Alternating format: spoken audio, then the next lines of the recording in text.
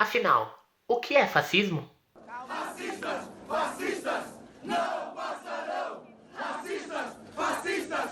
Não passarão! Aqui no Brasil, e em todos os cantos do mundo, a gente vê a ascensão de governos cada vez mais à direita e, não por acaso, eles são cada vez mais radicais no seu reacionarismo.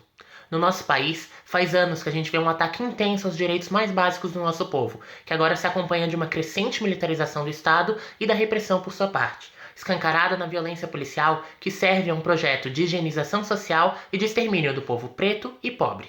Todo esse fenômeno político colocou o tema fascismo novamente em evidência, e aí a gente precisa parar para pensar o que é isso e como o fascismo se manifesta em diferentes países e realidades em diferentes momentos do desenvolvimento do capitalismo e da história da humanidade. A ideologia fascista é uma expressão política das classes dominantes que está intimamente ligada ao capitalismo monopolista, em que o capital dos bancos e indústrias, na maioria absoluta dos seus ramos mais estratégicos, se fundem em um capital financeiro. Nessa fase monopolista e imperialista, o capital financeiro assume a direção política da economia mundial, também tomando posturas mais ou menos radicais para garantir os seus interesses. Na história das experiências fascistas do início do século XX, como a Alemanha nazista ou a Itália de Mussolini, ainda que eles fossem antiliberais, sempre defenderam os interesses dos agrupamentos financeiros e da burguesia em geral. Mesmo com a derrota dessas experiências na Segunda Guerra Mundial, esse evento não significou a liquidação do fascismo por completo. Na verdade, diversas características da violência de Estado, do policiamento político e do encerramento do movimento operário vinculado ao Estado foram incorporadas naquilo que é chamado de democracias liberais do Ocidente, inclusive no Brasil. O fascismo, então, ele é um fenômeno político-social, de conteúdo conservador, que se disfarça sob uma máscara modernizadora, mas que na verdade é guiado por um conjunto de ideais obscurantistas, radicais, antipopulares, racistas e supremacistas. É um movimento chauvinista, como de um patriotismo fanático e agressivo, e é um movimento antiliberal, antidemocrático, antissocialista e antioperário. Dimitrov, líder do Partido Comunista da Bulgária, por volta de 1930 definiu o fascismo como a ditadura terrorista aberta dos elementos mais reacionários, mais chauvinistas e mais imperialistas do capital financeiro.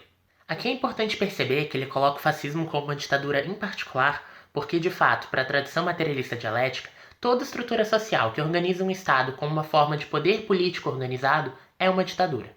Assim, mesmo uma democracia liberal, que organiza o poder dos que possuem os meios de produção e reprodução social contra os que não o possuem e vendem a sua força de trabalho, é uma ditadura. Então, para entender o fascismo, a gente precisa entender o que definitivamente significa uma ditadura aberta e terrorista desses elementos que o Dimitrov apresenta. O fascismo ele não está só ligado numa violência institucional para negar os direitos e garantias sociais já estabelecidos ou imposições universais da ordem legal. Isso porque mesmo em situações consideradas democráticas, não autoritárias e normais da vida social numa sociedade capitalista, todos esses elementos continuam presentes. A perseguição aos movimentos sociais, o preconceito e a discriminação às tradições e à cultura popular, o racismo e um pseudo-patriotismo que na verdade é contra a soberania nacional. Nada disso é novidade no que a gente vê hoje no Brasil, por exemplo. A particularidade do fascismo, em termos de violência, é que ele não busca se confrontar com a sua oposição em termos legais. Ele busca fechar o regime e cercear qualquer espaço de disputa por parte dos de baixo. Ele busca estabelecer, na sociedade civil, na mídia, nas escolas, no discurso público em geral, um padrão conservador, antissocialista e antipopular que nega qualquer espaço para disputa política. O processo de fascistização, então, ele acontece não só pela eleição ou ascensão de um governo fascista ou de um núcleo duro fascista, mas pela ação consciente do capital financeiro em garantir as suas posições e a direção na sociedade, de uma maneira terrorista, chauvinista e policialesca. Isso não acontece só pela institucionalidade do governo. Mas vamos segurar aqui que num próximo vídeo a gente explica melhor como isso se expressa na realidade brasileira. Mas, se vocês já quiserem compreender um pouco mais sobre o fascismo e sobre a necessidade de organização popular no enfrentamento a ele, a gente indica um texto do Dimitrov, que é sobre as medidas de luta contra o fascismo e os sindicatos amarelos. Então boa leitura e se liguem na parte 2.